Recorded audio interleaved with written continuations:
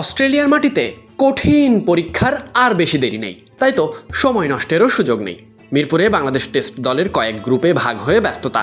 কোথাও গ্রানাইট স্ল্যাবের উপর ব্যাটিং করা, কোথাও পেসারদের অগ্নিঝরা বোলিং, আবার কোথাও ব্যাটারদের দীর্ঘ সময় উইকেটে পড়ে থাকার চেষ্টা। পুরো সেশনে টাইগারদের নিবিড় পর্যবেক্ষণে রাখলেন কোচেরা। দিনের শুরুতেই পেস ইউনিটকে নিয়ে আলাদা পরিকল্পনায় নামেন কোচিং স্টাফের সদস্যরা। হাসান মাহমুদ, খালেদ আহমেদ এবং পেসার মুশফিক হাসান, তাদের বুঝিয়ে দেওয়া হয় নিজেদের কাজ।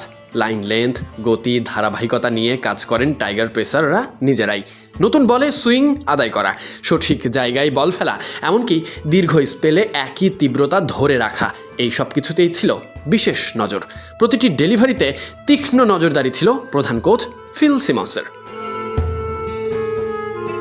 অন্যদিকে ব্যাটিংয়ে নেটে ছিলেন সাদমান ইসলাম, জাকের আলী অনিকরা। অস্ট্রেলিয়ার বাউন্স এবং গতির কথা মাথায় রেখে দীর্ঘ সময় ব্যাটিং করেন দুজন। ডিফেন্স, ড্রাইভ, পুল, কাট সব কিছুই করছিলেন অনুশীলনে। উইকেটে যত বেশি সময় থাকা যায় সেটাই যেন মূল লক্ষ্য। এদিকে গ্রানাইট পাথরে সৌম্য সরকার অনুশীলনের ফাঁকে কোচিং স্টাফের সদস্যরা সবার সঙ্গে কথা বলেছেন। এমনকি ক্রিকেটাররা ছাতার নিচে বসে নিজেরাই আলোচনা করলেন কোথায় উন্নতির সুযোগ রয়েছে, কোন দিকগুলোতে আরও মনোযোগ দিতে হবে, সেই সব কিছু নিয়েই ব্যস্ত মমিনুলরা।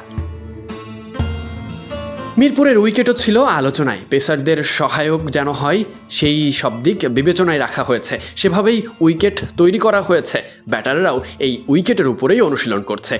আবার কিভাবে চ্যালেঞ্জ সামলাবেন সেই সব ব্যাপার নিয়ে আলোচনা করছেন।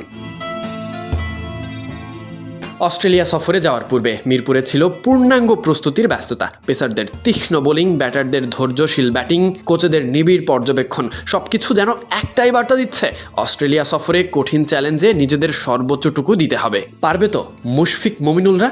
আপাতত করতে হবে সেই অপেক্ষা। Sadiq Ahmed Sunny, BD ক্রিক time.